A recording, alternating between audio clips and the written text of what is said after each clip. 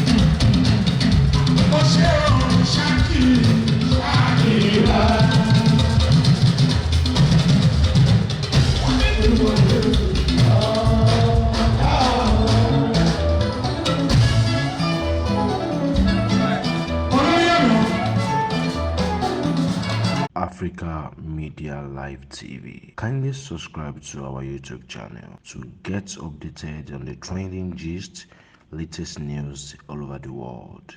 Like our page, subscribe, and share.